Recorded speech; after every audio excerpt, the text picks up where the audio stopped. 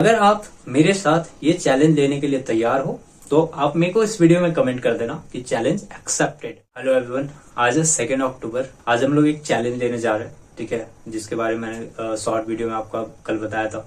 आज उसी का डिटेल वीडियो है, मैं पूरा बताऊंगा क्या होगा चैलेंज, ठीक है, किस किस तरीके से हम लोग क्या क्या चीज करने वाले हैं यहाँ पे, ठीक है, क्या चैलेंज है, चैलेंज के क्या बेनिफिट्स होने वाले हैं, किसके लिए ये चैलेंज है और क्या क्या करने वाले हैं। सबसे पहला सवाल कि ये चैलेंज है किसके लिए, ठीक है।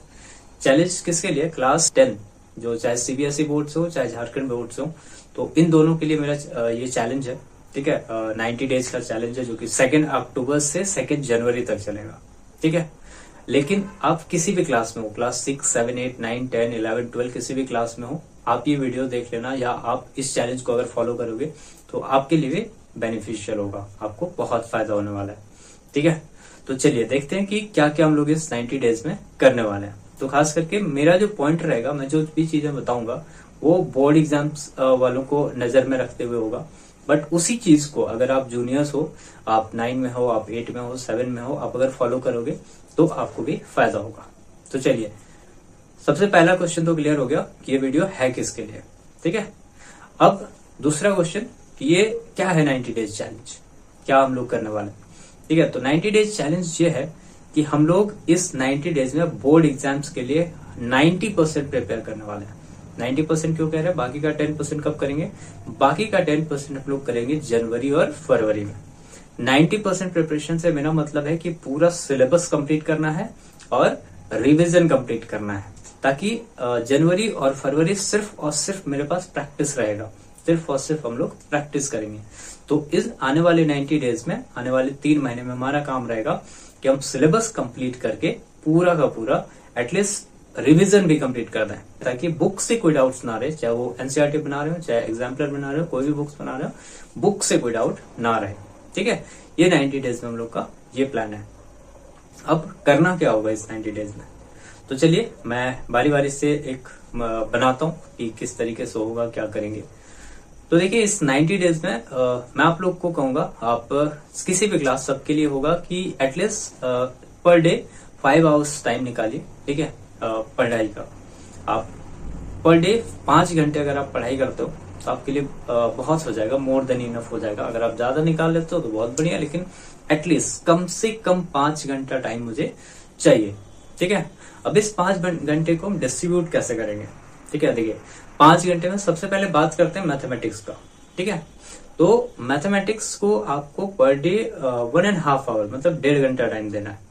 इस 1.5 घंटे में करना क्या है? अगर आप सीबीएसई से हो तो आपको पर डे मैथ्स के 15 क्वेश्चंस बनाने, जो कि आपको मान लीजिए 30 मिनट्स या मैक्स टू मैक्स 45 मिनट्स लगेंगे। मैंने एवरेज 3 मिनट्स का लिया, और कोई क्वेश्चन 2 मिनट में बन जाएगा, कोई क्वेश्चन 5 मिनट में बनेगा, तो एवरेज 3 मिनट्स में लगभग क्वेश्चन बन जाएंगे, ठीक है। तो एटलीस्ट 15 क्वेश्चंस आपको पर डे बनाने हैं, जो कि अगर आप 90 डेज तक बनाते हो तो आपके पास लगभग 1350 क्वेश्चन बन जाएंगे, जो कि आई थिंक एनसीईआरटी बुक और एग्जाम्पलर इस सब से मिला के भी ज्यादा हो जाएगा। मतलब अगर आप ये दोनों बुक बना लेते हो तब भी ज्यादा रहेगा।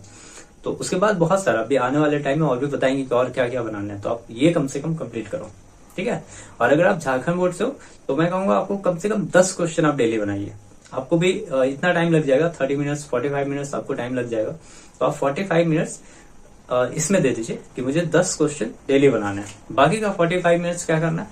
बाकी का जो पहले 45 मिनट्स होगा, ठीक है, पहले 45 मिनट्स में आपको करना है कि जो भी चीज आप आज बनाने जा रहे हो, मान लीजिए आज आप कोई भी एक चैप्टर बनाने जा रहे हो, जैसे आप ट्रिगोनोमेट्री बनाने जा रहे हो, तो ट्रिगोनोमेट्री का 45 मिनट्स पहले एक बार देख लीजिए कि किस तरीके से क्वेश्चन बनता है, कैसे बनता है, कौन सा फॉर्मूला कैसे अप्लाई होता है, या अगर आपके बने हुए क्वेश्चन है, आपने बना रखे हैं पहले, तो उसको देखिए कि यहाँ पे ये फॉर्मूला क्यों लगा, इस तरह का केस रहा तो ये फॉर्मूला अप्लाई होगा, कौन सी सिचुएशन में कौन सा फॉर्मूला अप्लाई होगा, यहाँ पे ये मेथड क्यों लगा, इस प्रॉब्लम में ये चीज क्यों हुआ।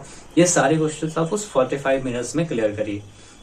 मतलब कह सकते हैं कि आपको 45 मिनट्स में जो भी चीज आप बनाने वाले हो, जो भी एक्सरसाइज आप बनाने जा रहे हो, 15 क्वेश्चन जिस भी एक्सरसाइज के बनाने जा रहे हो, उस एक्सरसाइज में जितना भी कंसेप्ट यूज हो रहा है या जितना भी फॉर्मूला यूज हो रहा है, आपको उस 45 मिनट्स में वो करना है।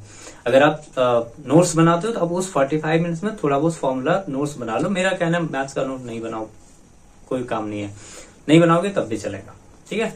तो आपको करना क्या है, जो 45 मिनट्स हैं वो आपको एक तरह से कह सकते हैं कि कंसेप्ट समझने में देना है, फॉर्मूला समझने में देना है, और नेक्स्ट 45 मिनट्स में आपको एटलीस्ट 15 क्वेश्चन बनाना है सीबीएसई वालों को, और 10 क्वेश्चन बनाना है पर डे जो जैक बोर्ड में है।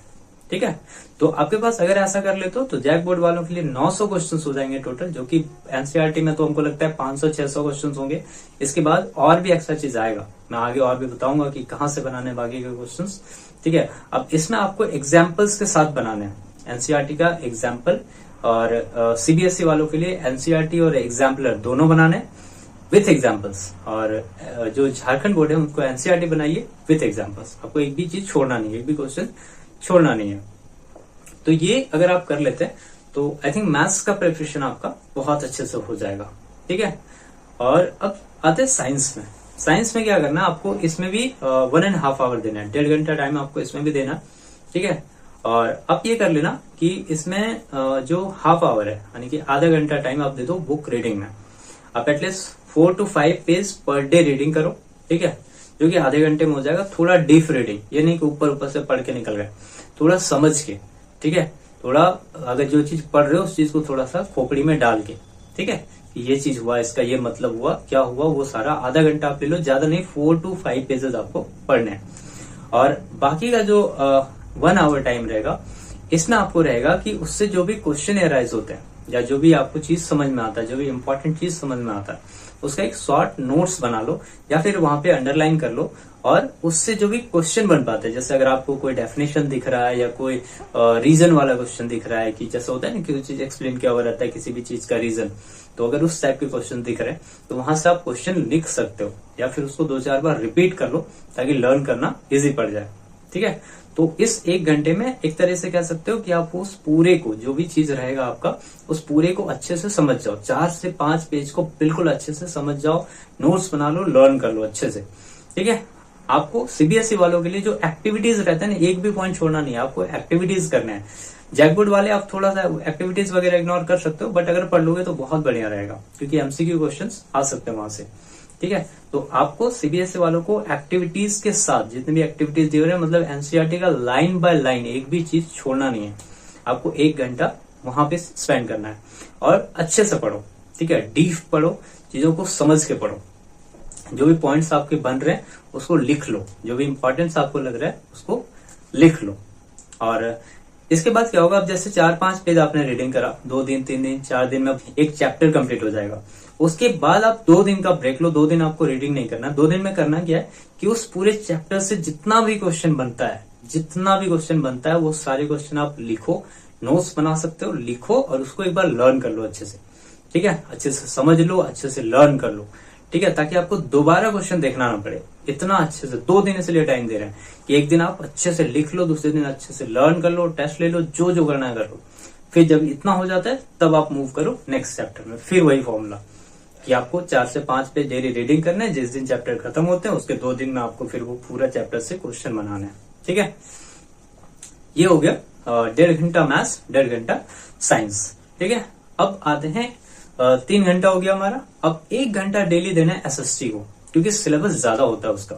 तो 1 घंटा एसएसटी को देना है, जिसमें आधे घंटे में आपको रीडिंग करना है।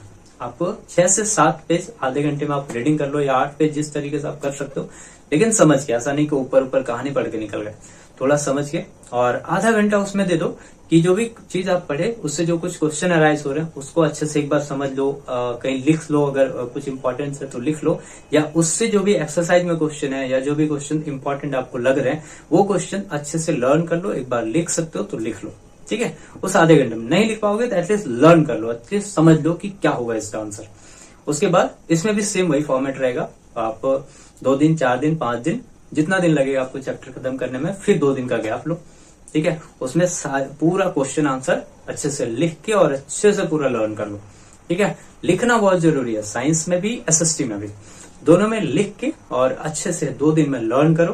देन फिर नेक्स्ट चैप्टर में जाओ, उसमें भी सेम यही काम। पहले 5-6 पेजेस करके रीडिंग कर लो, 6-7 पेजेस, जैसा आपको सही लगे। एटलीस्ट कम से कम 5 से 6 पेजेस तो करना ही है, आप उस तरीके से कर सकते हो। अब बाकी बच गया 1 घंटा।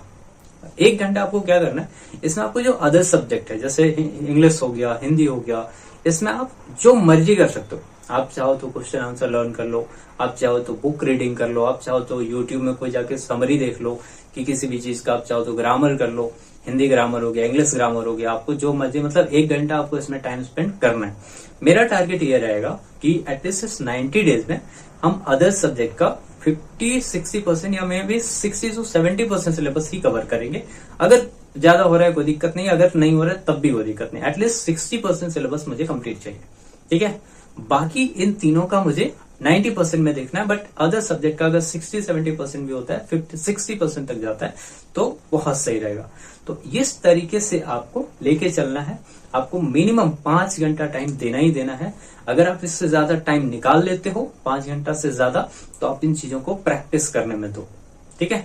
आप इन चीजों को और डीप ले जाने में दो, ठीक है। और रिटन प्रैक्टिस में बढ़ाओ, और डीप कैसे समझ सकते हैं चीजों को, या और ज्यादा कैसे इंक्लूड कर सकते हैं दूसरे बुक से, जैसे कोई रेफरेंस बुक है तो उससे कैसे समझ सकते हैं, आप उन सब चीजों में टाइम दो, ठीक है।